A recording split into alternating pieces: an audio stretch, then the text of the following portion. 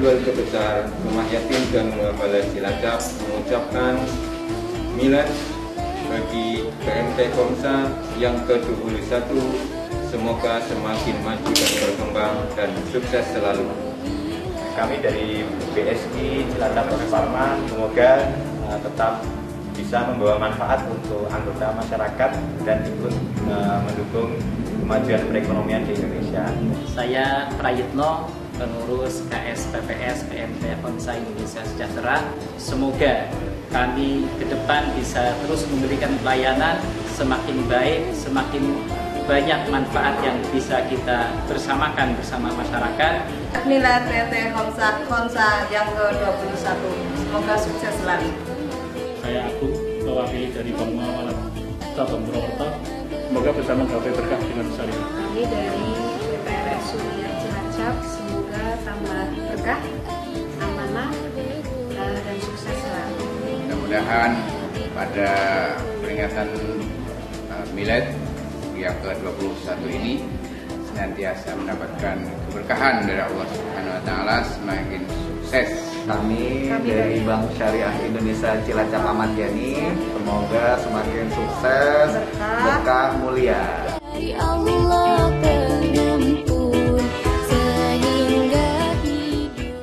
Assalamualaikum warahmatullahi wabarakatuh.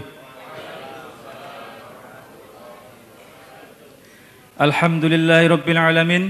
Alhamdulillahilladzi arsala rasulahu bil huda wa dinil haqqi liyudhhirahu 'alad dini kullihi walau karihal musyrikun. Ashhadu an la ilaha illallah wahdahu la syarikalah wa ashhadu anna Muhammadan 'abduhu wa rasuluh wa la haula wa la quwata illa billah. Rabbi shrah li sadri wa yassir li amri wahlul 'uqdatam min lisani yafqahu qawli. Wa huwa bisabqin haizun tafdila mustawjibun sana'iyal jamila. Wallahu yaqdi bihibadin wafirah li walahu fi darajatil akhirah. Amma ba'd. Kepada yang saya hormati Bapak Ketua Pengurus BMT Komsa, Bapak Sulistiono AMR. Kepada yang saya hormati Bapak Prayitno Eskeps. Kepada yang saya hormati perwakilan dari Bank Muamalat Bapak Agung. Yang saya hormati perwakilan dari Bank BSI Bapak Arif Rahmaputra beserta Bapak Bara Rizky Permana. Yang saya hormati perwakilan dari Gunung Slamet Syariah. Yang saya hormati perwakilan dari Rumah Yatim Cilacap Bapak Hamdan Yuafi dan segenap pengelola PMT Komsa yang telah menyempatkan waktu bisa hadir dalam rangka Semarak Milad KSPPS PMT Komsa yang ke-21 dan Maulid Nabi Muhammad Sallallahu Alaihi Wasallam dengan tema Cinta Rasul, Cinta Anak Yatim. Alhamdulillahirabbil alamin. Pada kesempatan kali ini saya diutus untuk menyampaikan susunan acara yang insya Allah akan dilangsungkan pada kesempatan hari ini. Yang pertama, pembukaan. Yang kedua, tilawah Al-Quran. Yang ketiga, menyanyikan lagu Indonesia Raya. Yang berikutnya, menyanyikan Mars BMT. Yang kelima, sambutan dari Ketua Pengurus. Yang keenam, penyerahan bingkisan untuk anak yatim. Yang ketujuh, pemotongan tumpeng. Yang ke-8 tausiah. Yang ke-9 doa dan yang ke-10 adalah penutup. Mudah-mudahan dari acara awal hingga akhir bisa berjalan sempurna, tidak ada halangan apa-apa.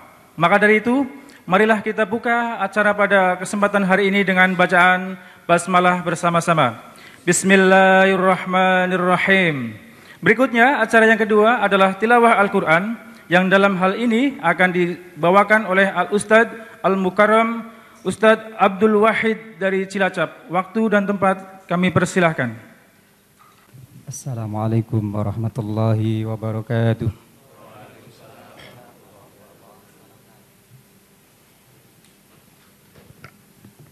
أعوذ بالله من الشيطان الرجيم. بسم الله الرحمن الرحيم.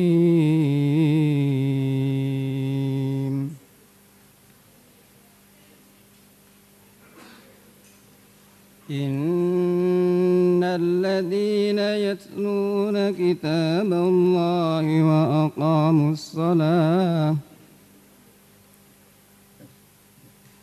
وأقاموا الصلاة وأنفقوا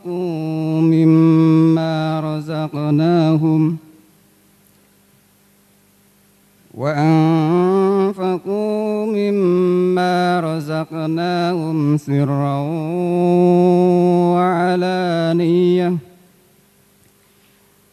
وعلانية يرجون تجارة لن تبور ليوفيهم أجورهم ويزيدهم من فضله إنه غفور شكور.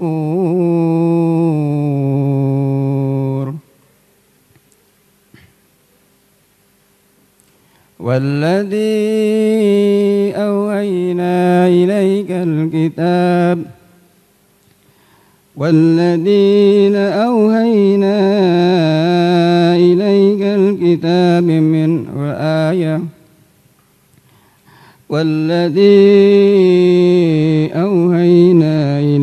من الكتاب هو الحق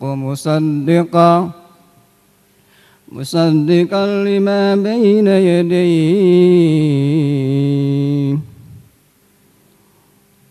إن الله بعباده خبير بصير. ثم أورثنا الكتاب الذين اصطفينا من عبادنا فمنهم ظالم لنفسه ومنهم مقتصد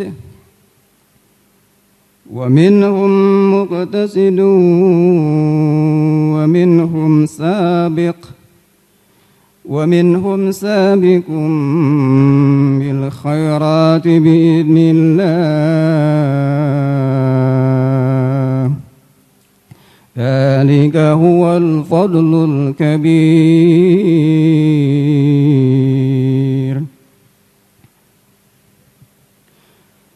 جنات عدن يدخلونها يهلون فيها من أساور من ذهب ولؤلؤا ولباسهم فيها حرير. وقالوا الحمد لله الذي أذهب عنا الحزن إن ربنا لغفور شكور. الذي أحلنا دار المقامة من فضله لا يمسنا فيها نصب ولا يمسنا فيها لغوب. صدق الله العظيم. السلام عليكم ورحمة الله وبركاته.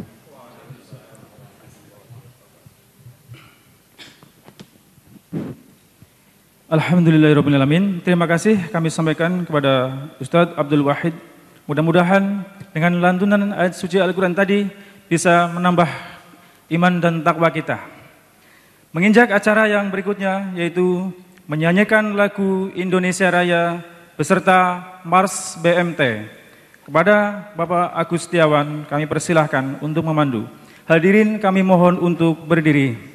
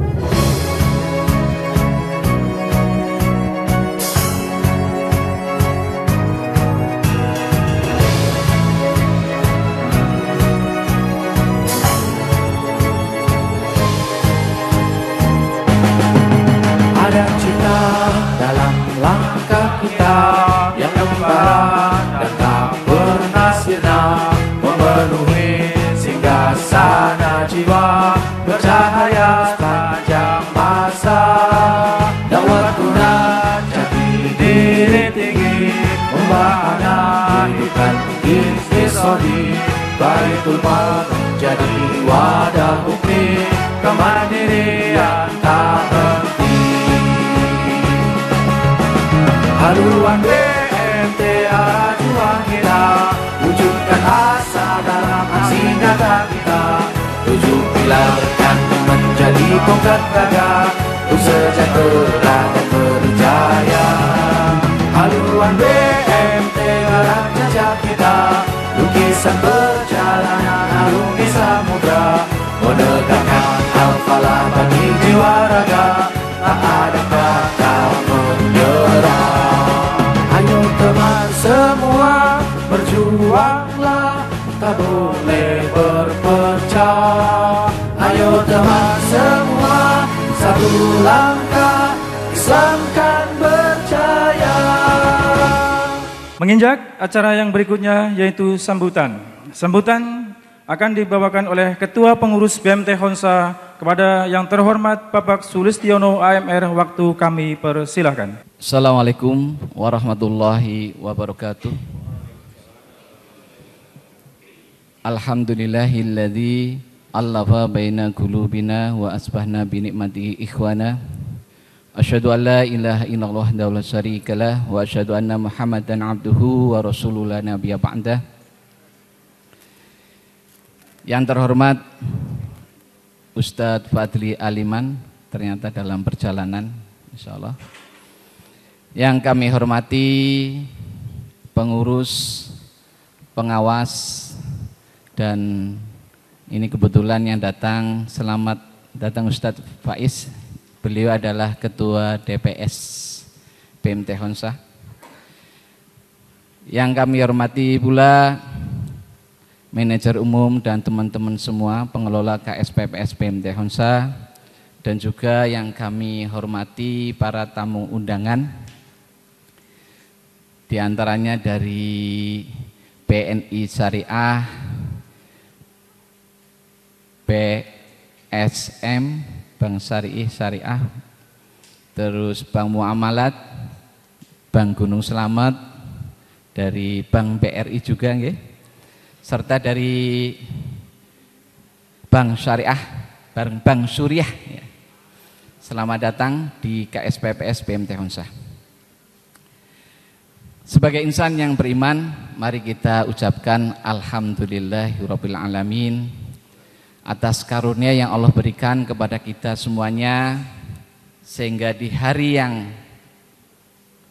mulia ini, hari yang gembira ini, kita semuanya bisa berkumpul bersama-sama dalam rangka memperingati milad ke-21 sekaligus yaitu Maulud Nabi dengan tema Cinta Rasul, Cinta Anak Yatim. Semoga dengan milad yang ke-21 ini KSPPS BMT Honsa bisa menebar lebih banyak lagi manfaat dan terus tumbuh dan berkembang. Allahumma amin. Serta sholawat dan salam tercurah kepada Nabi kita Muhammad SAW serta keluarga, sahabat-sahabatnya, dan para penginsyaallah istiqomah di jalannya. Alhamdulillah, di masa sulit seperti ini, terutama pandemi COVID-19 ya, atas berkat pertolongan Allah dan kerja yang keras dari teman-teman semuanya, saya nggak bisa menyebutkan satu persatu, KSPMP BMT Honsa terus tumbuh, terus berinovasi, dan terus meningkatkan perbaikan-perbaikan serta berkreativitas, baik produk-produknya maupun layanannya. Ya, alhamdulillah. Jadi kita mulai bisa bangkit kembali dengan milad yang ke-21 ini. Allahumma amin. Terus yang kedua, kami dari KSPPS BMT Unsah mengucapkan jazakumullah khairan katsir ya pada pertama teman-teman semuanya yang telah membantu mensukseskan acara milad ini. Yang kedua, para donatur ya. Tadi yang saya sudah sebutkan tapi diantaranya dari Bank BNI Syariah, Bank Muamalat, Bank BRI, Bank Gunung Slamet, dan juga BSM. Sebetulnya antara BNI Syariah dengan BSM ya sekarang sudah ini ya, sama dari Bank Rakyat Indonesia. Nggih, selamat ini dari Bapak. Oh, dari BSI juga ya ternyata. BSI gabungan dari 3 bank sih ya, cukup lumayan besar ya. Selamat datang. Kami insya Allah optimis ya. Optimis bahwa dengan usia BMT Unsah ini, yaitu usia ke-21 tahun ini, kita sudah berjalan di 21 tahun ini, kita optimis. Insya Allah kita akan mencapai sebuah wujudnya itu dengan misi dan visinya BMT Unsah. Mungkin dari teman-teman ada yang hafal visi BMT Unsah? Ada hadiah spesial nih. Silakan maju. Ada yang hafal? Ayo.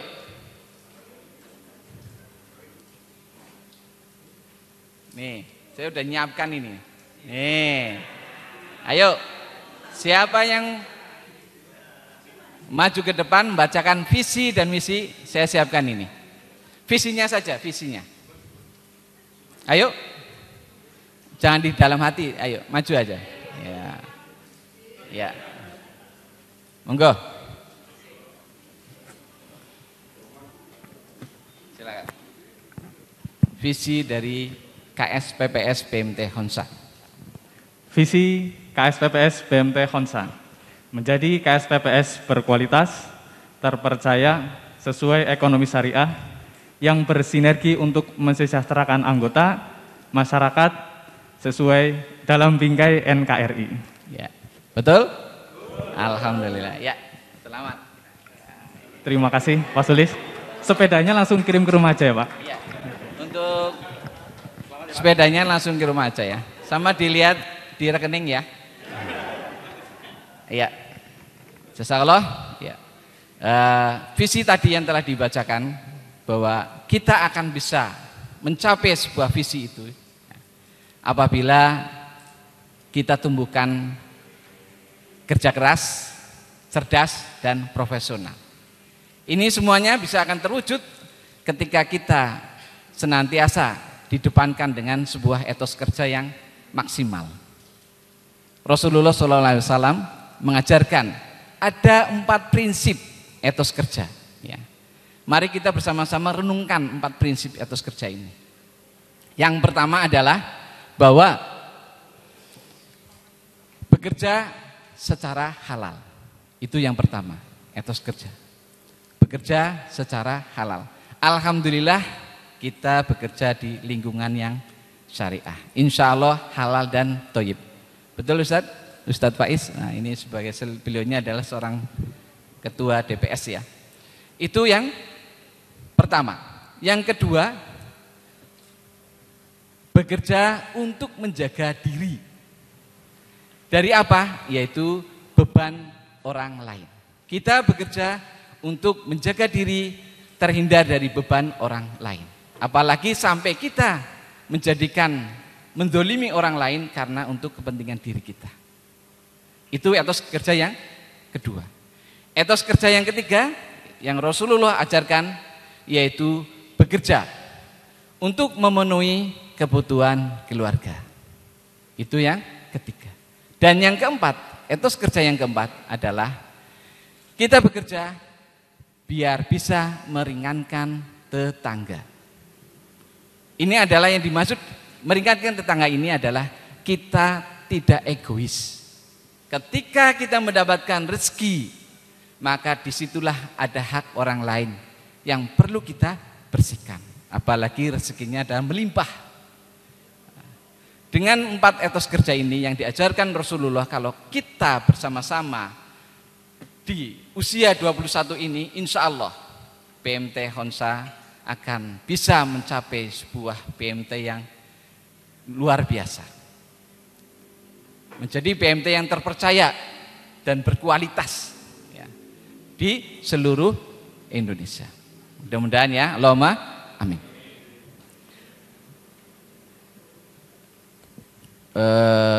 Bapak-bapak, ibu-ibu atau hadirin yang insya Allah dirahmati Allah, di milad ini secara pribadi ya, saya juga berusaha untuk berkomitmen untuk menjadi kita bersama-sama dengan bekerja keras, cerdas dan profesional. Mari kita luruskan niat kita ketika kita bekerja adalah untuk ibadah. Dan ada sebuah dosa ya, yang tidak bisa diampuni dengan kita istighfar, kita sedekah, kita membaca Al-Quran. Ada sebuah dosa yang tidak bisa terampuni, hanya diampuni dengan kita bekerja, yaitu bekerja karena Allah. Makanya mari kita bersama-sama di KSPPS BMT sini kita berusaha bekerja karena Allah, supaya dosa yang tidak bisa diampuni itu menjadi terampuni oleh Allah. Allahumma amin. Saya kira itu yang bisa kami sampaikan. Terima kasih atas perhatiannya. Mohon maaf atas khilaf dan dosa. Wassalamualaikum warahmatullahi wabarakatuh. Terima kasih kami sampaikan kepada beliau. Menginjak acara berikutnya, yaitu acara yang ke-6, penyerahan bingkisan kepada saudara kita, anak-anak yatim. Untuk petugas yang bertanggung jawab untuk melaksanakan penyerahan, kami serahkan kepada Bapak Siam Dukhoni untuk memandu acara ini. Bismillahirrahmanirrahim. Assalamualaikum warahmatullahi wabarakatuh. Alhamdulillahirrabbilalamin. Wassalatu wassalamu ala rasulillahi sallallahu alaihi wasallam, amma ba'du. Alhamdulillah hari ini sangat berbahagia, milad BMT Honsa bersamaan dengan maulid Nabi sallallahu alaihi wasallam. Mari kita bersolat Nabi. Allahumma salli ala Muhammad wa ala ali Muhammad kama shallaita ala Ibrahim wa ala ali Ibrahim wa barik lana Muhammad wa ala ali Muhammad kama barakta ala Ibrahim wa ala ali Ibrahim innaka Hamidum Majid. Bentuk cinta kita kepada Rasulullah SAW adalah mencintai anak yatim. Barang siapa yang ingin di surga nanti seperti ini, cintailah anak yatim. Cintailah anak yatim. Maka dari itu kami ingin menginspirasi bagi yang lain untuk mencintai anak yatim. Silakan anak-anak sini, anakku sekalian bisa berdiri di sini. Ini kita sebenarnya mengundang 21 anak yatim, biar sesuai dengan umur BMT Honsa. Agak ke sana, geser lagi. Nah, yang ini ke sini, yang besar geser, biar nanti. Nah, geser lagi saya. Ini perwakilan yang kita kasihkan karena memang terbatas tempat dan waktu, jangan banyak berkerumun. Kita yang ini perwakilan, kami mohon dari Ketua BMT Honsa, pimpinan dari perbankan bisa mewakili memberikan bingkisannya satu persatu. Kita panggil dulu dari Ketua Pengurus untuk menyerahkan bingkisannya. Selanjutnya dari Bank BSI, Pak Arif,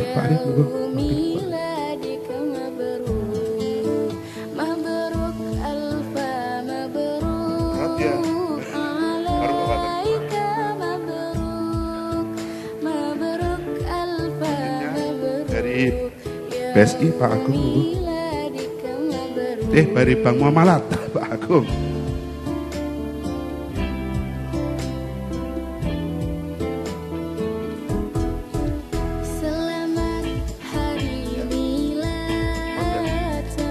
Selanjutnya Pak Heri dari BRI. Monggo.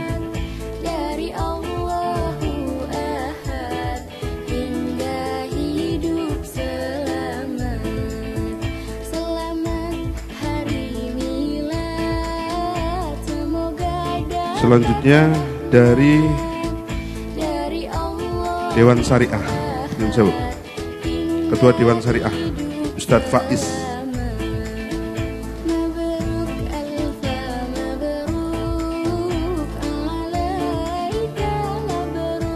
Selanjutnya kami minta dari BSI Pak Mada, Pak Bu Fia, secara simbolis menyerahkan. Silakan. Kan beda kantor.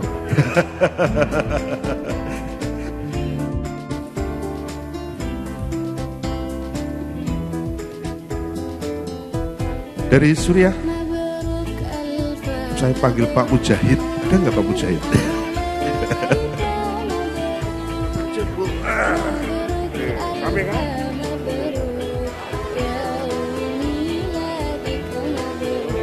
Takut ya? Ya, alhamdulillah, sekali lagi kami ucapkan banyak terima kasih kepada Dewan Pengurus, Dewan Syariah, para mitra kita perbankan yang hadir dan memberikan support kepada kami. Semoga akan lebih baik bersinergi untuk kebaikan kita semua. Moga kepada anak-anakku bisa kembali ke tempat.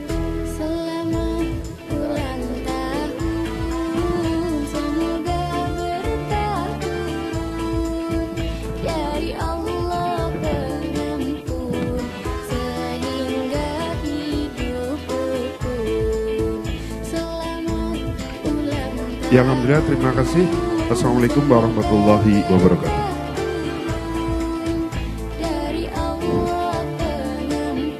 Terima kasih kepada Bapak Siam yang telah memandu acara penyerahan bingkisan kepada saudara-saudara kita. Menginjak acara yang ke-7 yaitu pemotongan tumpeng. Untuk petugas pemotongan tumpeng untuk hari ini kita harapkan kepada Bapak Sulistiono AMR untuk memandunya. Waktu dan tempat kami persilahkan.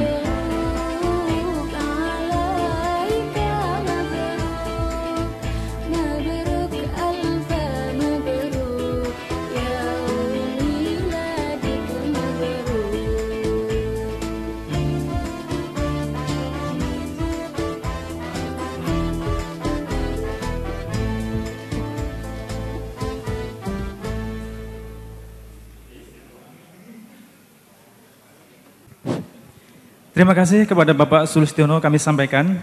Menginjak acara yang ke-8 yaitu tausiah yang dalam hal ini akan dibawakan oleh Al-Mukarram Al-Ustadz Fadli Al-Iman SPDI. Waktu dan tempat kami persilahkan. Untuk tema pada kesempatan hari ini yaitu kajian Rasulullah sebagai pedagang yang handal. Terima kasih. Waktu dan tempat kami persilahkan. Bismillahirrahmanirrahim. Uhaikum tahiyatan islamiyah, tahiyatan mubarakan min indillahi wa huwa rabbunal a'la. Assalamualaikum warahmatullahi wabarakatuh. Alhamdulillahilladzi an'amana bi ni'matil imani wal islam. Asyhadu an la ilaha illallah wahdahu la syarikalah wa asyhadu anna Muhammadan abduhu wa rasuluhu la nabiyya wa la rasula ba'dah. Allahumma salli wa sallim wa barik ala Muhammadin wa ala alihi wa ashabihi wa man tabi'ahum bi ihsani ila yaumil qiyamah. Allahumma inna nas'aluka hubbaka wa hubba man yuhibbuka wa hubba amalin yuqarribuna ila hubbika. Allahumma la sahla illa ma ja'altahu sahla wa anta taj'alul hazna idza syi'ta sahla. Hadirin yang berbahagia, kepada khususnya segenap pengurus dari BMT Khonsa, Dewan Syariah, alhamdulillah hadir di tengah-tengah kita, guru kita semuanya Ustadz Faiz Al-Hamidi. Segenap yang hadir di kesempatan siang hari ini, bersyukur kita kepada Allah Subhanahu wa taala dengan memanjatkan kalimah alhamdulillahirabbil alamin. Pagi hari ini kita dipertemukan oleh Allah Subhanahu wa taala yang munasabahnya adalah kita hari ini memperingati lahirnya BMT Khonsa yang ke-21. Ya, kalau ngitung umur orang kan berarti 21 itu masanya masih remaja. Nggih. Salawat dan salam semoga Allah Subhanahu wa taala melimpahkannya kepada qudwah hasanah kita yakni habibana wa nabiyana Muhammad sallallahu alaihi wasallam. Hadirin yang dirahmati Allah Subhanahu wa taala, izinkan saya pada kesempatan hari ini sharing berbagi ilmu. Walaupun sesungguhnya ketika saya diminta menyampaikan materi ini agak cukup berat, karena materinya adalah tentang masalah karakter atau profesi seorang pedagang, yang saya adalah bukan pelaku dari pedagang itu. Nah, ini agak berat ceritanya. Tetapi nanti dilihatlah kalau ada istilah undur makola wala tandur mankola. Lihat apa yang disampaikan lah, jangan melihat siapa yang menyampaikan.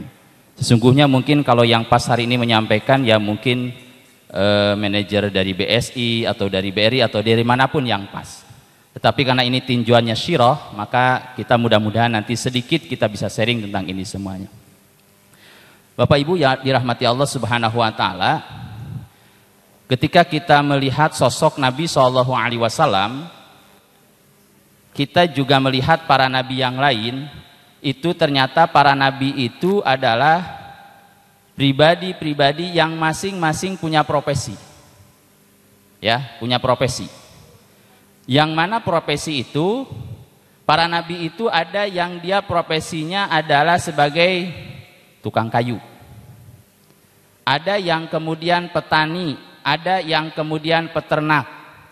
Akan tetapi Allah Subhanahu wa taala menjadikan seorang Nabi SAW yaitu Muhammad SAW itu, Allah jadikan beliau ini adalah seorang pedagang. Nah, maka menarik sebetulnya ketika kemudian kenapa Nabi SAW kemudian dijadikan oleh Allah seorang pedagang. Jadi kalau kemudian kita lihat ada ayat yang disampaikan oleh Allah Subhanahu wa taala tentang dagang itu, kalimat bahasa Arabnya tijarah. Ini sedikit belajar bahasa Arab nggih. Ini yang syariah ini harusnya paham nih. Orang BSI pokoknya yang labelnya syariah ini harus paham bahasa Arabnya ya. Jadi nanti syariah tapi tijarah apaan deh? Makanan apaan? Oh enggak, itu syariah itu pedagang. Dan kata para ulama itu ketika berbicara tijarah, ada satu yang menarik dalam bahasannya, bahwasannya kalimat yang terbentuk atau tersandingkan antara tijarah itu kan hurufnya ta, jim, alif, ro, tak marbutoh, tijarah. Nah kata para ulama disebutkan bahwasannya tidak ada kalimat yang disandingkan antara huruf ta dengan huruf jim itu kecuali ada 3 kalimat yang didekatkan. Yang pertama ada tijarah, artinya perdagangan. Kemudian ada yang namanya kalimatnya nataja. Kalau nataja ini maknanya kalau kemudian kita lihat dalam kamus itu, nataja itu ada intaj, artinya produksi.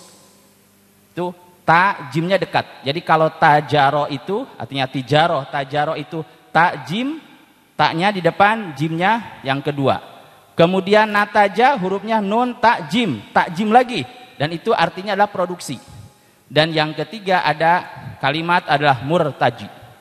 Nah, ini ada takjim. Kalau murtaji ini adalah merupakan sifat yang diberikan kepada orang yang pekerja keras, orang yang cerdas, dan orang yang berani. Itu namanya murtaj. Nah maka kalau kita lihat dari kalimat ini yang tersusun dari kata ta, jim, ro itu, ternyata aspek yang dibahas itu secara bahasa ternyata menunjukkan ini nyambung semuanya tuh. Orang dagang, sesuatu yang kemudian dihasilkan, ada produksi, dan orang-orangnya yang memiliki keberanian, kecerdasan yang luar biasa, pekerja keras. Ini kalimat yang dibahas oleh para ulama tentang dekatnya huruf ta dengan jim hanya di 3 kalimat ini. Baik. Sampun. Maaf ya. Ini saya langsung berkeringat ke sini. Baik. Bapak Ibu sekalian yang dirahmati Allah, ketika berbicara kalimat tijarah itu, kalau kita lihat di dalam ayat, ada kalimat yang menarik. Di surah Al-Baqarah ayat 275-276. Allah menyebutkan kalimatnya, ini kalimat yang diangkat oleh Allah Subhanahu wa taala, dan ini adalah sama gitu ya, ketika berbicara kemudian tijarah, perdagangan itu menggunakan kalimat jual beli, ada namanya bai'ah. Allah menyebutkan wa ahallallahul bai'a wa harramar riba. Allah menghalalkan yang namanya jual beli, ini kan bagian daripada perdagangan jual beli itu. Dan yang kedua wa harramar riba, dan Allah mengharamkan perbuatan yang namanya riba. Nah, jadi ada satu yang diangkat oleh Allah, ada riba, ada bai. Ada jual beli, ada yang namanya riba. Nah, saya tidak akan menjelaskan apa itu riba, kemudian apa itu jual beli ya. Nah, yang menarik ketika kemudian di ayat yang selanjutnya Allah menyebutkan yamhaqullahu riba wa yurbis shadaqat. Jadi ada kalimat yang dua disebutkan, riba satu kali disebutnya, tetapi yang kedua ada al-bai'a was shadaqah. Artinya apa? Ada hal yang perlu kita perhatikan antara jual beli dan sedekah. Nah, jual beli, sedekah, riba. Ini tiga hal yang kemudian perlu diperhatikan oleh kita semuanya. Baik, Bapak Ibu sekalian yang dirahmati Allah Subhanahu wa taala. Jadi ini kira-kira judul yang kita ambil tadi tentang perdagangan. Jadi maknanya ada tijarah. Kemudian tadi menggunakan kalimat al-bai'. Jadi ada hal yang menarik yang disampaikan oleh Allah Subhanahu wa taala, bahwasannya riba itu lawannya adalah jual beli dan sedekah. Begitu. Nah, baik. Nah, mari kita lihat ketika berbicara tadi kita sudah berbicara ayat yang menceritakan oleh Allah tentang perdagangan, tentang jual beli. Kalau kemudian di dalam ayat yang lain kan juga Allah Subhanahu wa taala ketika berbicara dalam surah Al-Jumu'ah, fa idza qudiyatis shalat fantasiru fil ardi wabtagu min fadlillah. Ini diantara hal yang bisa kita lakukan. Nah, itu juga ada kaitannya ayat itu turun dengan konsep tentang jual beli.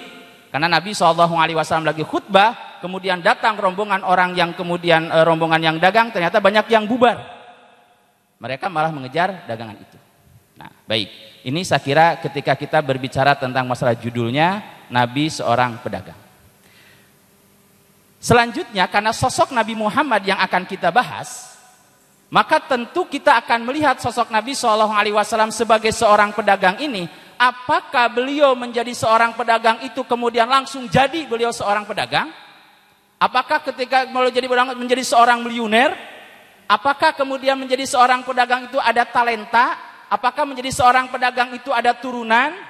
Nah, ini penting kita kemudian bahas. Karena bisa jadi kita ada yang dagang kok nggak pernah jadi gitu ya. Modal terus untung nggak pernah gitu. Nah, mari kita lihat bagaimana sejarahnya. Dalam perjalanan hidup Nabi SAW, yang paling bisa kita catat di awal tentang sosok beliau, karena ini pembentukan karakternya beliau, yang kemudian akhirnya menjadi seorang yang luar biasa, menjadi inspirator kemudian di dunia ini, beliau ternyata tercatat dalam sejarahnya, statusnya beliau ketika lahir di dunia ini adalah sudah yatim. Ya, alhamdulillah hari ini hadir anak-anak yatim. Walaupun kalau cerita yatim jangan diulang-ulang ya. Jadi saya titip pesan kalau kemudian mengundang anak yatim, jangan diulang-ulang yatimnya itu ya. Udah dibesarkan aja dah, udah cukup. Karena kadang-kadang kita mengulang-ulang ya. Jadi sehingga mereka itu khawatir, aku kan yatim, nggak begitu. Jadi Rasul SAW itu adalah seorang yatim. Karena kondisi beliau itu seorang yatim, lahir sudah yatim. Ya, lahir itu sudah yatim. Maka apa kemudian yang terjadi ketika beliau yatim ini? Dan yatimnya beliau ini bukan kebetulan. Memang Allah Subhanahu wa taala menskenario sedemikian rupa untuk menyiapkan Rasul SAW menjadi seorang nabi, berangkat dari status pertama beliau adalah menjadi seorang yatim. Dan bagaimana yatim itu? Apa kemudian setelah beliau yatim ini? Ternyata dalam catatan sejarahnya ketika beliau menjadi seorang yatim, ini ternyata mengantarkan beliau ini menjadi pribadi yang luar biasa. Dari mana kemudian kita tahu? Karena beliau ketika menjadi seorang yatim, beliau tidak lagi kemudian punya orang tua, sehingga beliau di masa kecilnya kurang dari usia 12 tahun, karena keyatimannya kemudian beliau akhirnya memiliki mental yang luar biasa. Di mana mentalnya beliau ini? Lihat, kecil 12 tahun beliau sudah melakukan pekerjaan yang namanya penggembala kambing. Jadi kecil aja 12 tahun udah diterpa itu untuk menjadi seseorang yang mentalnya kuat. Ini mohon maaf ya, jadi pedagang itu yang paling utama apa? Mental dulu saja. Ustaz Faiz kan bukan pedagang gitu tadi ya. Tadi beliau ini beliau ini adalah seniman. Pedagang itu punya mental. Jadi kecil itu betul-betul dididik dulu. Di Nabi semenjak kecil mentalnya sudah muncul menjadi seorang pedagang. Kenapa? Karena beliau ketika usia sebelum 12 tahun sudah hadir di tengah-tengah masyarakat Makkah. Pada waktu itu beliau mengambil upah dari menggembala kambing. Dan kalau aspek ini bolehlah belajar dari orang-orang Jawa Barat. Ya. Orang Jawa Barat itu, lihat, mereka ketika kecil secara tidak langsung mereka diajarkan dagang. Ya, maka kalau di Jawa Barat itu di pasar-pasar itu, kalau hari Ahad, ini pengalaman saya dulu waktu kecil ya, dan teman-teman saya begitu. Saya satu SD itu dulu ada 28 anak, 28 siswa satu kampung itu, 3 kampung itu 28 anak, dan itu 15 laki-laki semuanya. Kalau hari Ahad itu kami dari mulai kelas 4 SD, kalau hari Ahad itu semuanya kita ketemu di pasar. Ngapain di pasar itu? Di pasar kita beli kantong kresek ya, yang harganya kita modalnya 100 rupiah, itu kita dapat 5. 100 rupiah itu dapat 5. Kemudian kami jual, berapa? 50 rupiah itu kami jual itu, maka hari itu kalau kami kemudian selesai dan terjual semuanya dapat untung berapa? Kita dapat uang 250. Sehingga untungnya berapa? Itu yang terbiasa. Dan silahkan kalau di pasar, sebenarnya di kampung saya, pasar itu ramai anak-anak itu. Jualan kantong kresek. Setiap ada orang, Pak beli kresek itu. Sehingga efeknya adalah mentalnya yang kebayang. Karena dari kecil dia sudah memikirkan, mendapatkan bagaimana mudahnya uang. Dia jualan dapat uang. Maka mentalnya adalah pada akhirnya teman saya, 28 orang itu yang melanjutkan ke SMP hanya 3 orang. Dagang semuanya. Dari 3 orang itu SMP, alhamdulillah lulus. Yang melanjutkan kemudian sampai SMA itu 2 orang. Dan yang melanjutkan sampai kuliah itu 1 orang. Dan yang 1 orang itu saya. Kebayang nggak? Tapi saya pulang dengan mereka hari ini. Kalau ketemu dengan mereka, mereka punya rumah, mereka punya sawah, mereka juga punya anak. Nah, yang menarik lagi adalah saya ketemu kemudian, karena saya mengolah pesantren, ada anak yang kemudian pengabdian di tempat pesantren saya itu. Saya pengabdian, saya tanya anak itu, dari mana aslinya? Kemudian dari kampung halaman saya, dari Tasik. Tasiknya mana? Saya bilang itu, Parakan Panjang, satu kampung. Parakan Panjang, iya. Tahu enggak namanya ini? Saya bilang tanya. Siapa? Syarif. Oh iya, tahu. Tahu namanya R? Iya, tahu. Siapa itu? Orang tua saya. Jadi teman saya ternyata ada yang berjodoh besarnya nikah menjadi suami istri. Anak pertamanya itu pengabdian di tempat pesantren kami. Jadi saya bilang, hebat juga nih. Karena pesantren juga nggak mudah gitu dan nggak sedikit. Tapi dia bisa membiayainya. Jadi mental yang luar biasa. Itulah yang terjadi kepada Rasulullah SAW. Bekerja serabutan istilahnya. Dan pekerjaan yang dipegang adalah apa? Beliau menjadi seorang penggembala. Dan ketika menjadi penggembala ini, bukan pekerjaan yang mudah menjadi penggembala kambing itu. Kenapa? Karena ternyata ketika menjadi seorang penggembala kambing, ada tarbiyah yang dilakukan oleh Allah kepada Rasulullah SAW. Rasul memiliki satu karakter leadership yang luar biasa. Kira-kira ngatur kambing dengan ngatur orang sulitan mana? Yakin? Iya, mengurus kambing itu nggak sederhana.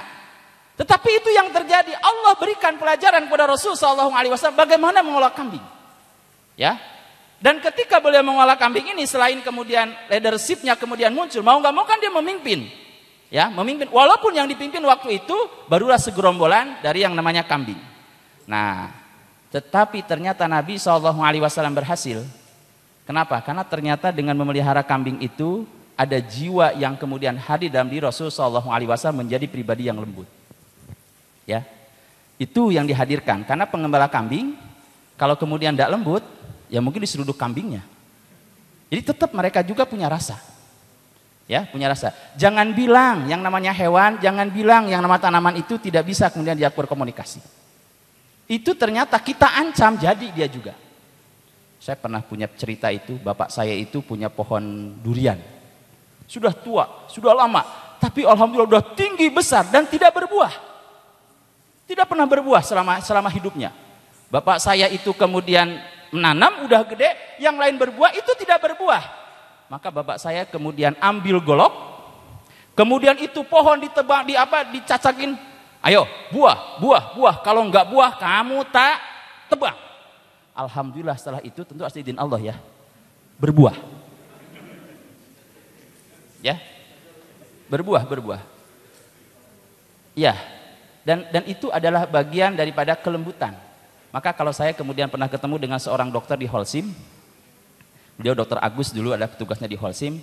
Salah satu beliau yang nasihatkan adalah ketika saya kemudian komunikasi dengan beliau, karena beliau dokter lulusan UI, kemudian saya menceritakan, saya lelah kalau dok ya, capek saya ini sering capek, stres juga mungkin dok itu kan. Beliau nanya apa? Salah satunya, Ustadz senangnya apa? Saya alhamdulillah senangnya bukan main mobil gitu waktu itu gitu ya.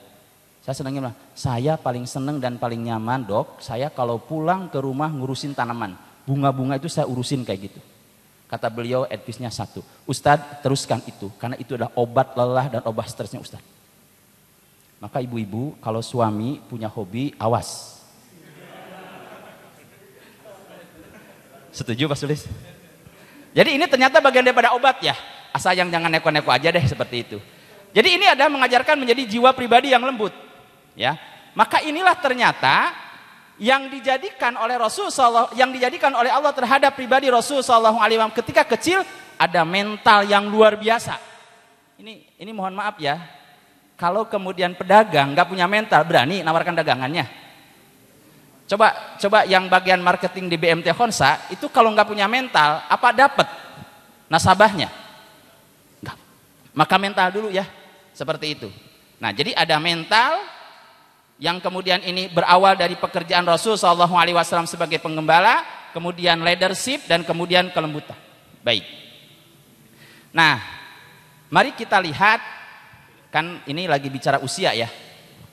Ini kalau secara usia, kalau dibandingkan dengan Rasul SAW, kira-kira Khonsa ini sudahnya harusnya matang apa belum gitu ya, dalam konteks kemudian bisnis dagangnya ini. Kita lihat fase kehidupan Rasul SAW. Rasul SAW itu menjadi mulai terjun ke dunia bisnis mulai usia 10 tahun. Jadi beliau 10 tahun sampai dengan 12 tahun beliau sudah menjadi penggembala kambing. 2 tahun kurang lebih begitu kata Tarikh Ibn Syam. 2 tahun jadi penggembala kambing. Setelah 12 tahun beliau kemudian mulai dilatih mulai berdagang. Sampai usia berapa? Beliau berdagang sampai dengan usia 37 tahun. Sudah berniaga. Jadi kalau dihitung berapa tuh? 10 sampai 12 sudah mulai dagang. Tapi dia hanya nawarkan jasa. Tapi kemudian usia 12, 37 beliau mulai kemudian lebih real gitu dagangnya ya. Nah kemudian di usia 37 sampai 40 tahun beliau mulai kemudian merenung. Sehingga ada istilah kemudian beliau kemudian tahadus, mereka mengasingkan diri kemana? Ke gua Hira. Itu di antara usia antara 37 sampai dengan 40 tahun. Dan puncaknya beliau ini banyak merenung tentang kondisi masyarakat pada waktu itu. Kemudian yang selanjutnya di usia 40 tahun beliau diangkat menjadi seorang nabi sampai wafat di usia 63 tahun. Baik. Apa yang terbayang oleh yang hadir di sini ketika saya berbicara angka? Awas, jangan bicara untung ya. Ini angka Nabi SAW. Kalau kita hitung, Nabi SAW mulai bisnis dari usia 10 tahun sampai dengan usia 37 tahun. Berapa tahun beliau bisnis? Hah? Dari 10 tahun sampai dengan 37. 27 tahun. Nah sekarang menjadi seorang nabi usia 40 tahun sampai dengan 63 tahun. Berapa tahun? Baik. Lihat, ada catatan penting bagi kita. Nabi SAW berbisnis dan matang di bisnisnya adalah 27 tahun Sedangkan Nabi SAW menjadi seorang nabi dan mengemban tugas menjadi seorang nabi berapa tahun tadi? Ya, beliau 23 tahun mengemban tugas kenabian dan berniaga 27 tahun. Apa artinya? Ternyata di sini Rasul Shallallahu Alaihi Wasallam dalam fase kehidupannya lebih lama beliau menjadi seorang bisnismen daripada beliau menjadi seorang nabi. Halo, bisa dipahami ini? Ya, jadi inilah Rasul Shallallahu Alaihi Wasallam. Ternyata terpaannya seperti itu. Nah, ketika Rasul Shallallahu Alaihi Wasallam hampir 27 tahun, itu Rasul Shallallahu Alaihi Wasallam menjadi seorang pedagang. Tetapi lihat, Rasul Shallallahu Alaihi Wasallam itu cara berdagangnya bagaimana? Apakah Rasul Shallallahu Alaihi Wasallam itu hanya jadi pedagang kecil terus, yang asetnya mungkin nggak seberapa? Ternyata kalau kita lihat, ini cara Nabi Shallallahu Alaihi Wasallam berdagang itu dimulai Rasul Shallallahu Alaihi Wasallam dengan, kalau kita kenal hari ini, magang dulu. Bersama siapa Rasul Shallallahu Alaihi Wasallam magang dagangnya? Dengan pamannya. Sehingga dikisahkan bagaimana kemudian 12 tahun dia mulai berdagang dengan pamannya, diajarkan kemudian berdagang oleh pamannya. Akan tetapi ternyata ada sesuatu yang kemudian menjadikan dia kemudian lebih bangkit lagi ketika pamannya mengalami kebangkrutan, sedangkan dia hidupnya ditanggung oleh pamannya, maka saat itulah dia bangkit dan berusaha kemudian untuk berdagang sendiri. Catatannya, Nabi itu dagang punya modal apa enggak? Ternyata Nabi itu berdasarkan skill yang beliau punya. Ya, modalnya nggak ada. Skillnya apa yang dia miliki? Yang kedua, selain magang, beliau itu punya skill, selain skill berdagangnya bagus, dia adalah orang yang jujur. Kejujuran inilah yang mengantarkan Rasul Shallallahu Alaihi Wasallam dengan hanya kemampuan keahliannya beliau menawarkan barang, sehingga pada akhirnya kalau kita lihat Rasul Shallallahu Alaihi Wasallam itu ketika usia 25 mungkin sampai 25 tahun, fasenya beliau ada seorang pembisnis biasa. Mungkin hanya sebagai reseller aja lah. Mungkin sales gitu kan. Tetapi ketika usia 25 tahun, beliau kemudian menikah dengan seorang Khadijah, ya. Maka kemudian saat itu mulai matang. Bahkan kemudian bisa dikategorikan ketika usia 40 tahun, bisnisnya Rasul Shallallahu Alaihi Wasallam, beliau sudah tidak bergerak lagi, tapi orang kemudian yang bergerak. Sedangkan waktu beliau kemudian habis semuanya kemudian untuk kepentingan dakwah, tapi bisnisnya sudah jalan. Karena tidak mungkin untuk menggerakkan kota Mekah yang begitu luar biasa dengan orang-orangnya, dihadapi kemudian orang-orang yang kemudian mapan secara ekonomi, tidak mungkin Rasul Shallallahu Alaihi Wasallam kalau dia orang yang miskin. Ya. Percaya nggak kalau Rasul mau nikah waktu usia 25 tahun sudah kaya? Halo? Nggak percaya gitu kayaknya nih. Jadi jangan bilang kalau kemudian Rasul Shallallahu Alaihi Wasallam bukan orang kaya. Beliau seorang pedagang yang ketika 25 tahun dia kemudian menikah, dia orang yang kaya ternyata. Kenapa kita bisa bilang kita kaya? Karena Rasul Shallallahu Alaihi Wasallam sudah tidak punya orang tua lagi. Maka proses ketika beliau menjadi seorang bisnismennya itulah saat menikah di usia 25 tahun, ternyata beliau kemudian memberikan mas kawin. Mohon maaf nih. Ya, kalau ada yang sama, ada kesamaan peristiwanya nih, alhamdulillah ya, dengan Nabi Shallallahu Alaihi Wasallam. Ya, jadi Nabi Shallallahu Alaihi Wasallam itu adalah dia seorang yang tadi dagangnya ya, saya urutkan dulu nih, biar nanti kita jelas. Jadi beliau Rasul Shallallahu Alaihi Wasallam itu magang. Habis magang beliau melaksanakannya dengan jujur. Jujur beliau itu. Ya. Saking kejujuran Nabi SAW luar biasa. Nabi itu orang yang sangat jujur luar biasa. Dan itu orang kalau jujur kira-kira yang mempercaya orang muslim apa non muslim? Dua-duanya. Dan lihat kejujuran Nabi SAW itu sampai ketika beliau mau hijrah ke Madinah. Saat beliau di rumah itu bersama dengan Abu Bakar, ada kemudian Ali radhiyallahu an. Beliau kemudian dengan mereka bertiga yang kemudian rumahnya sudah dikepung oleh orang-orang kafir Quraisy, siap mau dibunuh. Saat Rasul Shallallahu Alaihi Wasallam itu di rumah itu dan dia mau berangkat hijrah ke Madinah dengan Abu Bakar As-Siddiq, sebelum beliau berangkat dipanggilnya Imam Ali. Ya Ali, sini. Ya gimana Rasul? Aku dengan Abu Bakar akan berangkat ke Madinah. Tapi tolong ini, ada catatan. Apa kata Rasul Shallallahu Alaihi Wasallam? Tolong nanti berikan harta ini milik fulan, milik fulan, milik fulan, milik fulan.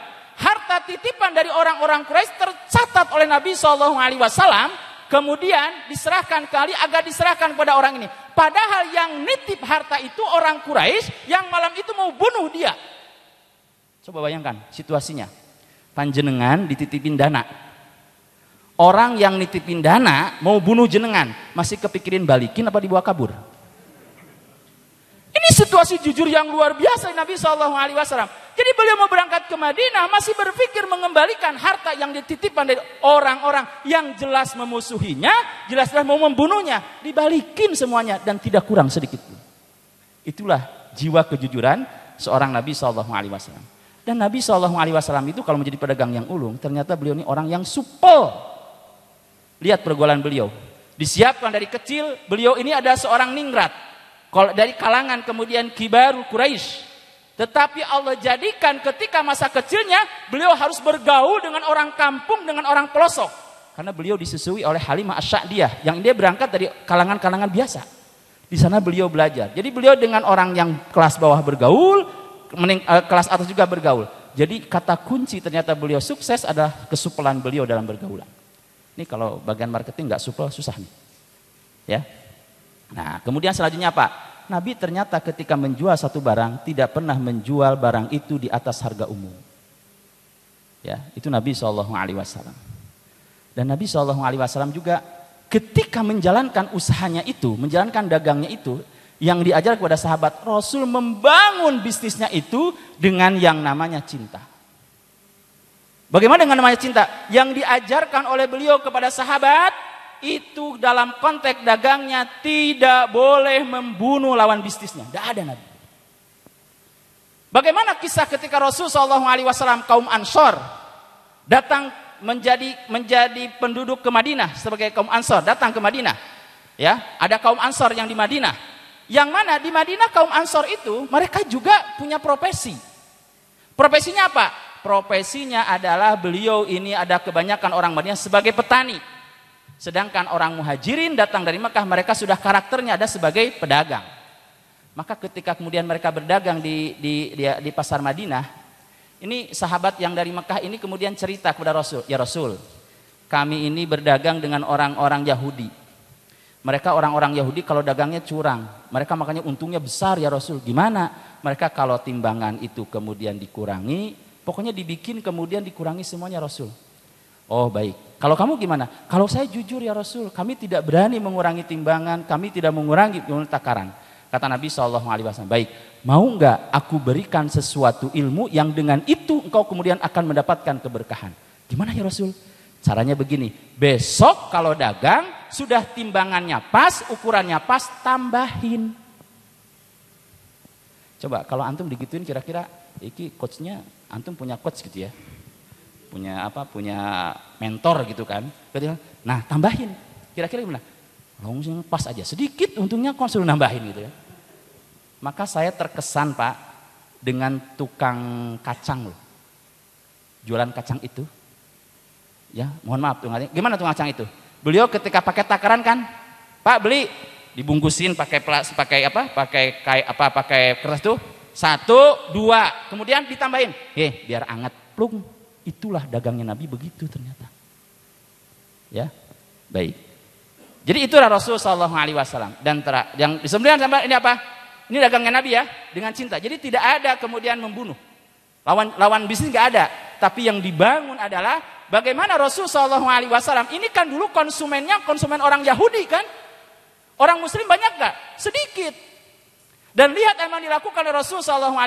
Karena itu pasar Yahudi, datang Abdurrahman bin Auf ke sana, bertanya kemudian salah satu sahabat yang kemudian, mohon maaf saya lupa namanya, ada yang datang ketika kemudian Abdurrahman bin Auf datang ke kota Madinah. Beliau kan nggak bawa apa-apa ya, nggak bawa harta, cuman badan tok dengan bajunya.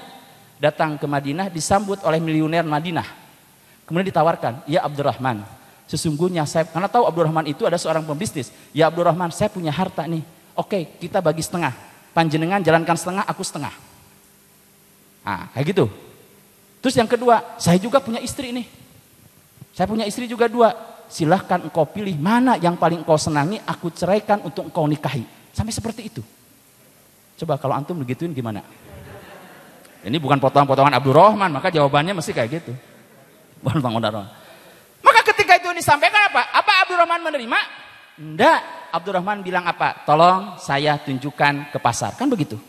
Dan lihat cara yang dianjurkan Nabi SAW.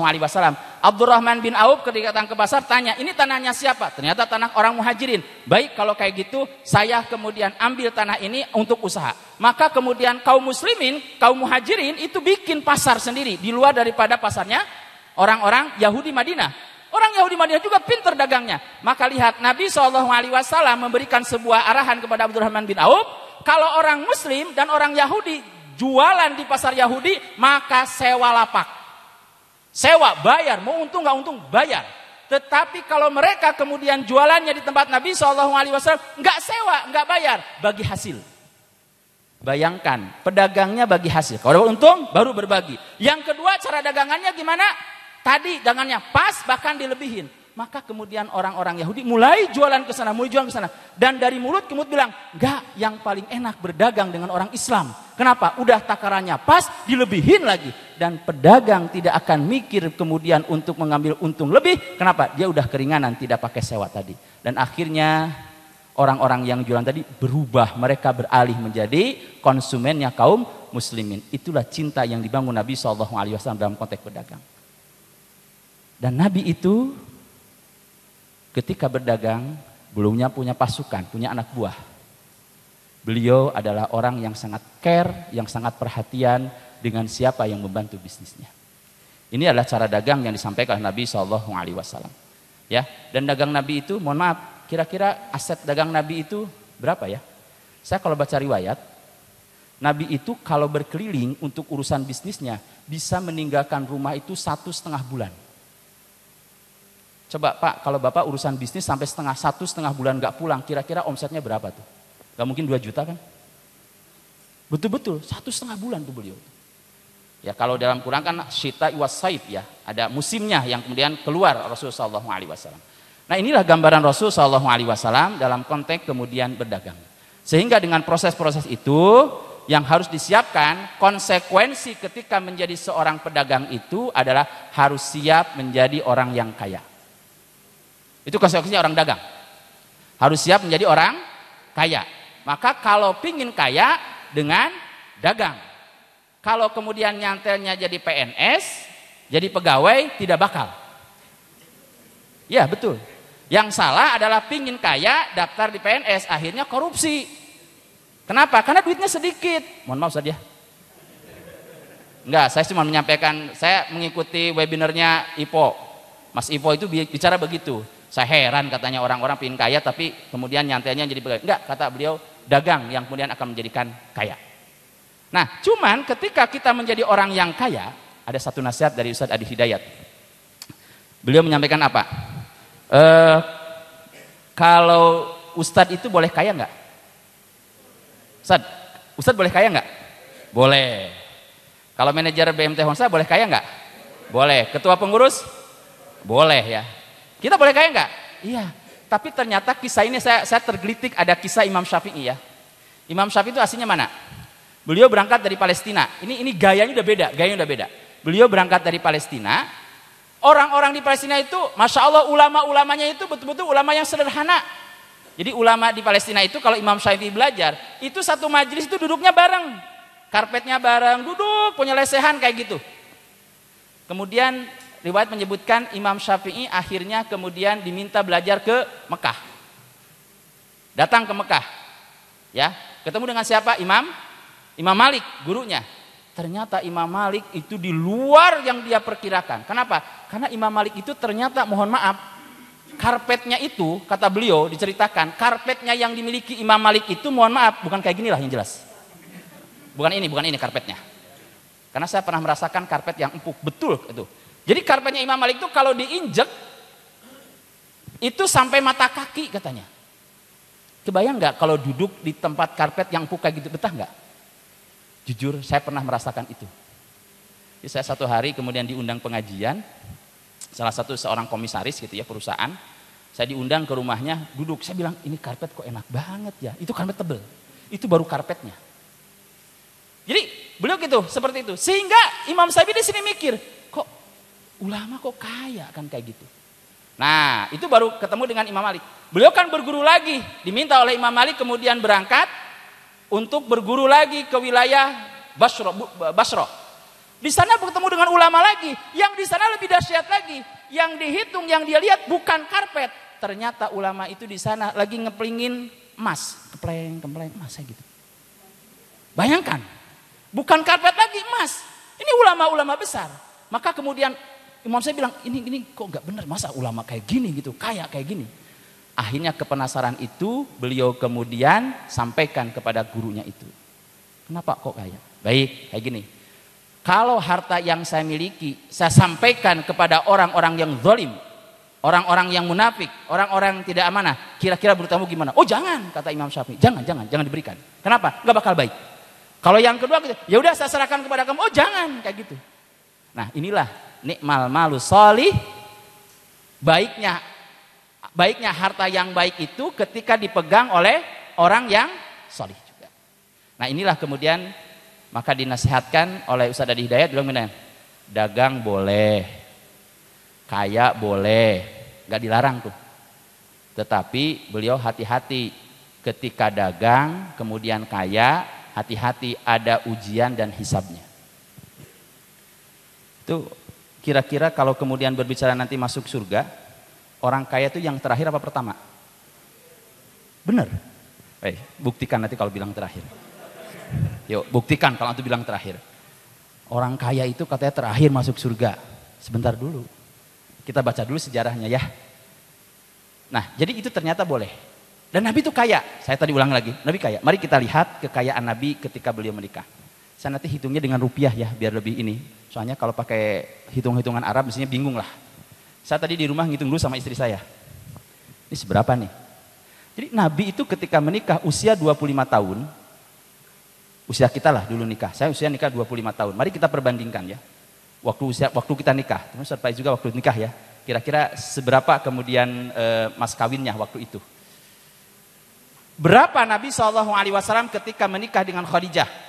Ternyata beliau memberikan mas kawin kepada Khadijah 20 ekor unta. 20 ekor unta. Paham ya? Bukan kambing.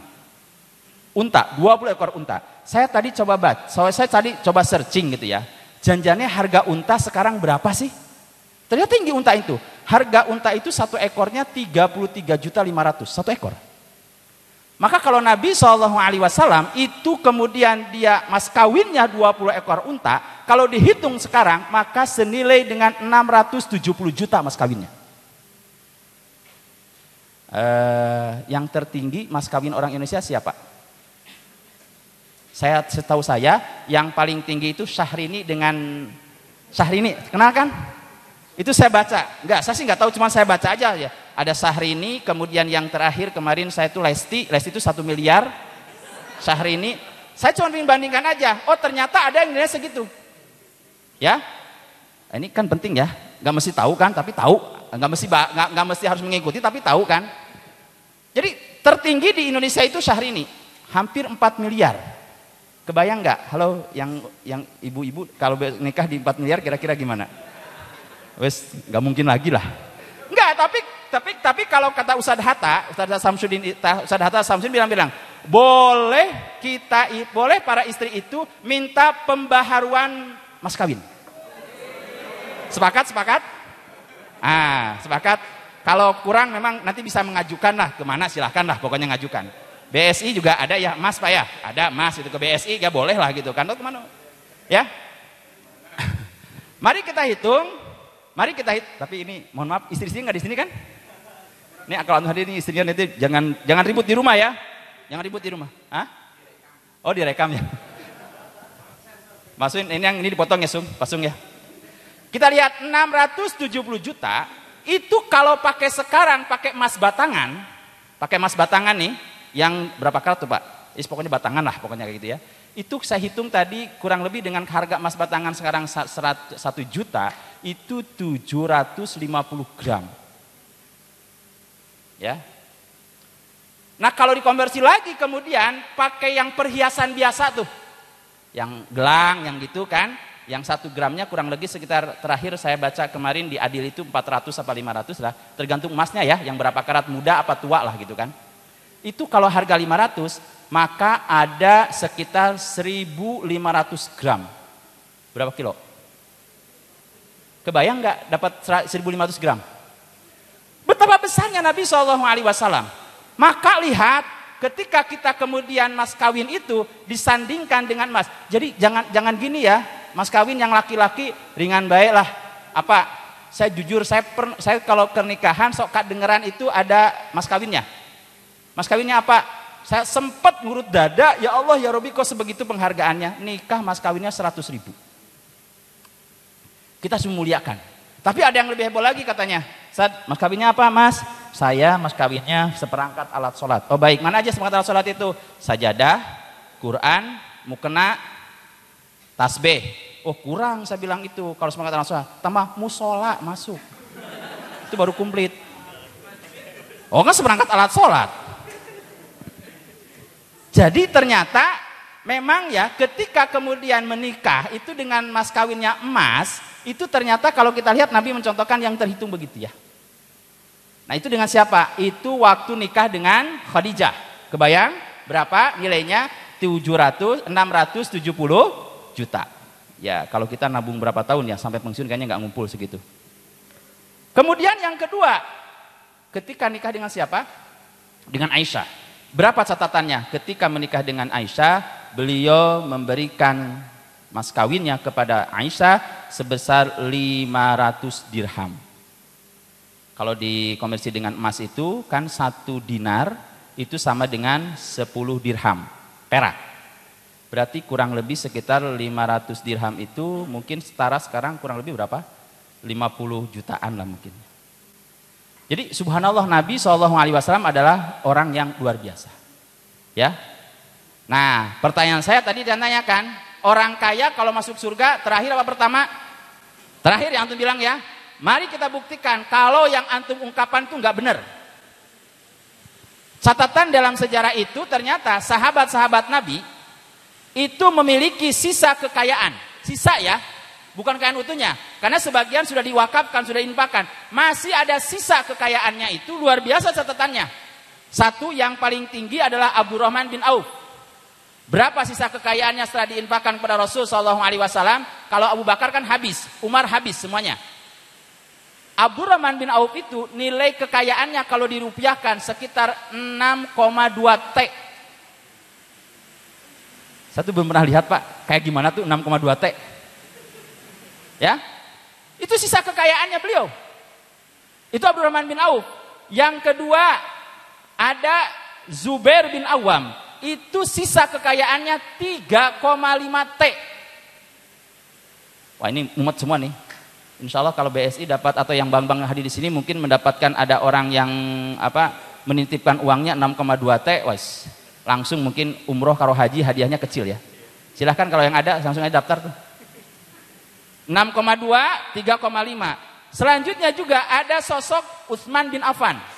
Berapa beliau hartanya itu? Sisa hartanya, bukan total hartanya, sisa hartanya 2,5 T. Dan kalau Utsman sampai sekarang hartanya masih ada kan? Masih tersisa sekarang hari ini. Ya, jadi subhanallah ulama-ulama dulu memang mikirkan luar biasa. Salah satunya yang mendapatkan kenikmatan itu adalah saudara-saudara kita orang Aceh. Jadi orang-orang Aceh itu mereka para ulamanya dulu kan pada di Mekah. Mereka kemudian mukim di Mekah. Kemudian mereka punya rumah di sana segala macam punya kekayaan. Nah, ketika kemudian mereka wafat, kemudian diwakafkan. Dan ternyata kemarin terkena pelebaran Masjidil Haram. Akhirnya kemudian diberikan lagi oleh mereka menjadi hotel, tetapi tetap menjadi milik orang Aceh. Efeknya apa? Saya pernah ketemu dengan orang Aceh, dia ceritakan kalau dia setiap orang Aceh berangkat haji, maka setiap orang diberikan sangu 10 juta. Maka kalau haji ingin dapat tambahan ongkos, tambahan uang jajan, jadilah orang KTP-nya Aceh. Jadi Utsman bin Affan 2,5 T. Ada lagi kemudian yang nilainya setengah T, yaitu Thalhah bin Ubaidillah. Ya. Nah, seperti itu. Ada lagi kemudian sosok Sa'ad bin Abi Waqqas. Ini yang paling terakhir. Sa'ad bin Abi Waqqas itu sisa hartanya sebesar 15 M.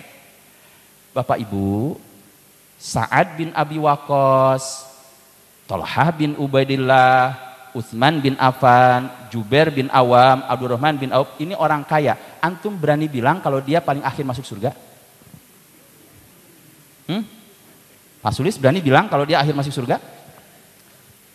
Kenapa? Karena mereka ternyata yang disebutkan al-asyru al-mubasyirina bil jannah. Mereka ini adalah 10 orang yang dijamin masuk surga. Ada nggak orang kaya yang kemudian terakhir masuk surga? Iya. Kenapa? Karena biasa diberikan orang kaya terakhir masuk surga. Kenapa? Karena hisabnya lama. Pak, yang hisabnya lama itu kalau dia kemudian punya harta, cara ngambilnya nggak jelas, ngeluarinnya nggak jelas, baru lama. Tapi orang kaya kalau cara ngambilnya udah bener, ngeluarinnya bener, ya nggak lama lah, udah bener. Awas yang di General Stadium ya. Soalnya orang kaya, kasihan orang kaya tuh. Ya, maka subhanallah itu yang kemudian menjadi data dan fakta bagi kita semuanya. Jadi mereka siapa? Al-mubasyirin bil jannah, al-mubasyiruna bil jannah. 10 orang yang dikabarkan menjadi calon penduduk surga. Ya, rasanya kayak apa ya? Seperti itu ya.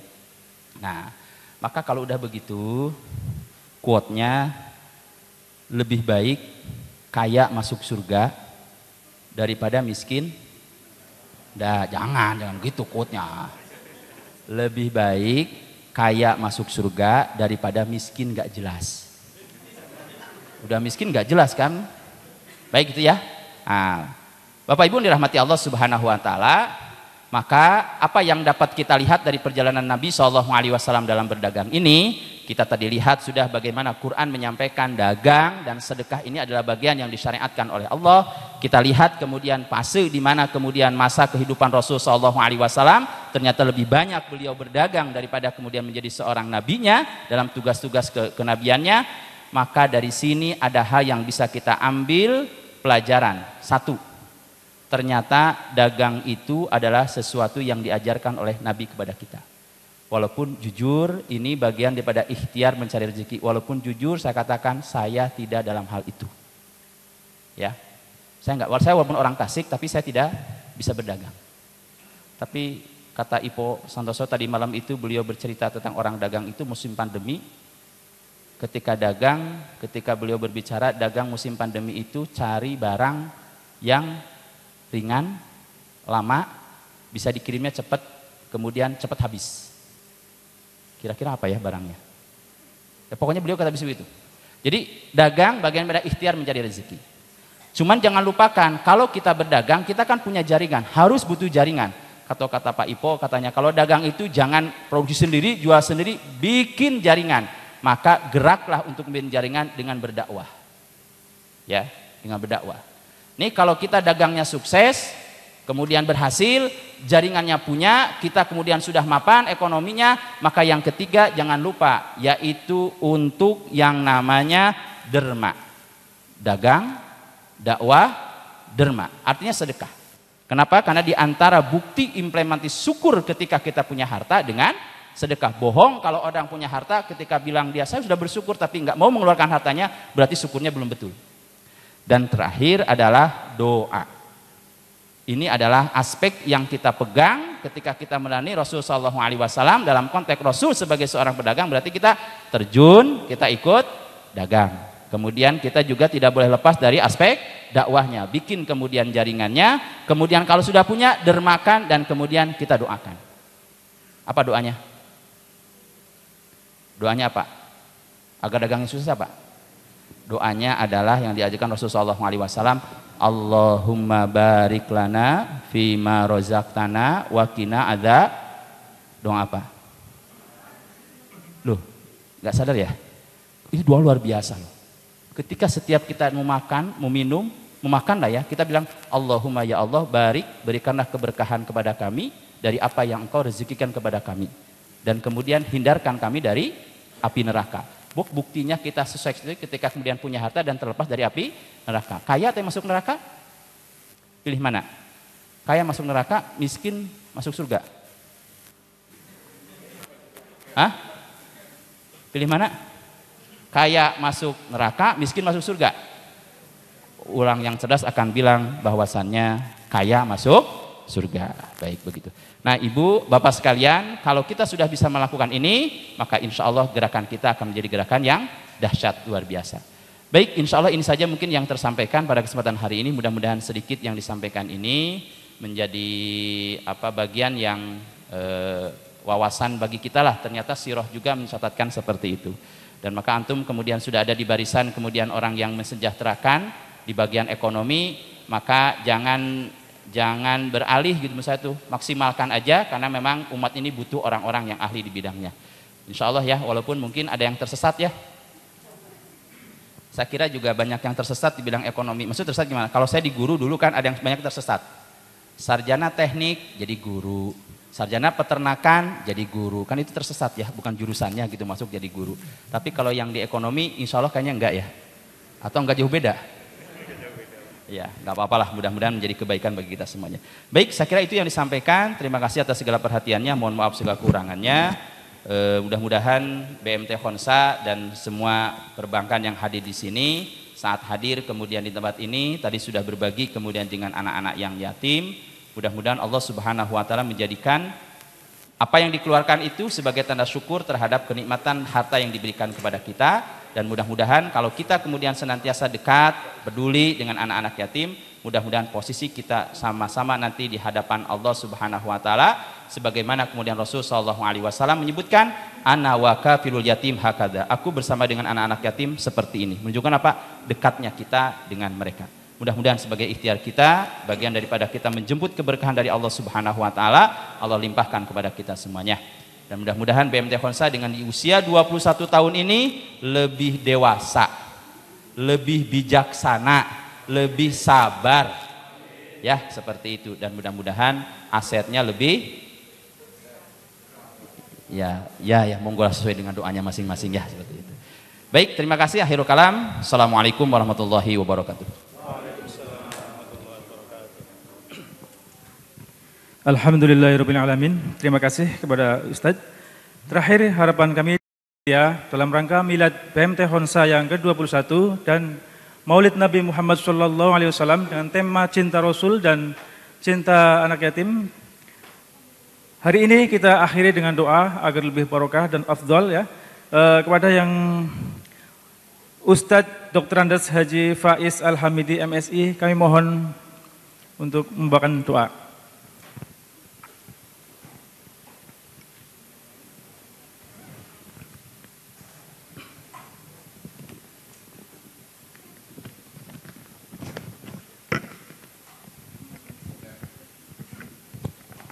Assalamualaikum warahmatullahi wabarakatuh. Alhamdulillah wassalatu wassalamu ala Rasulillah wa ala alihi washabihi wa mawala ma ba'du. Selamat untuk seluruh keluarga besar BMT Khonsa, dan kita bersyukur kepada Allah Subhanahu wa taala atas segala nikmat dan karunia-Nya. Mari kita panjatkan doa kepada Allah Subhanahu wa taala dalam rangka mengungkapkan rasa syukur kita. Semoga Allah Subhanahu wa taala menambah kenikmatan, menambah karunia-Nya dengan syukur kita itu. Bismillahirrahmanirrahim. Alhamdulillahilladzi bi'izzatihi wa jalalihi tatimmus shalihat. Ya Rabbana lakal hamd kama yanbaghi li jalali wajhika wa 'azimi sultanik. Allahumma salli wa sallim ala sayyidina Muhammad wa ala alihi wa sahbihi ajma'in. Allahumma ighfir lana warhamna warḍa 'anna wa taqabbal minna wa adkhilna al-jannah wa najjina minan nar. Wa aslih lana sya'nana kullah. Allahumma ahsin 'aqibatana fil umuri kulliha wa ajirna min khizyid dunya wa 'adzabil akhirah. Allahumma ya man adharal jamil wa satral qabih, ya man la yu'akhidhu bil jazirah wa la yahtak as-sitra, يا عظيم العفو وحسن التجاوز يا واسع المغفرة يا باسط اليدين بالرحمة يا صاحب كل نجوى يا منتهى كل شكوى يا كريم الصفح يا عظيم المن يا مبتدئ النعم قبل استحقاقها يا ربنا ويا مولانا ويا غاية رغبتنا نسألك يا الله ألا تشوى خلقتنا بالنار اللهم إنا نسألك الثبات في الأمر ونسألك عزيمة الرشد وأسألك شكر نعمتك وحسن عبادتك ونسألك لسانا صادقا وقلبا سليما ونعوذ بك من شر ما تعلم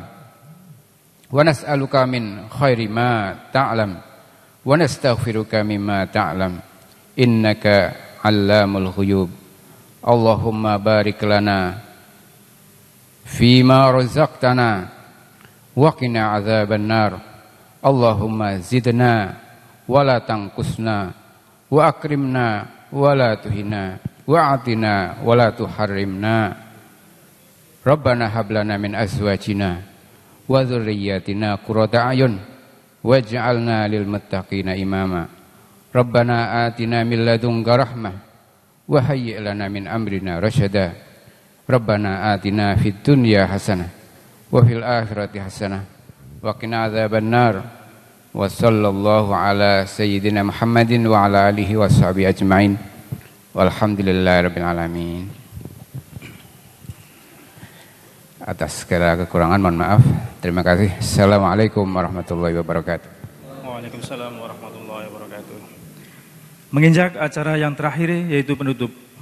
Bila mana ada segala kata-kata dari yang saya sampaikan dari awal hingga akhir ada kesalahan, saya memohon maaf yang sebesar-besarnya. Marilah kita tutup acara pada kesempatan hari ini dengan bacaan hamdalah dan kafaratul majlis. Alhamdulillahirabbil alamin. Subhanakallahumma wa bihamdika asyhadu an la ilaha illa anta astaghfiruka wa atubu ilaik.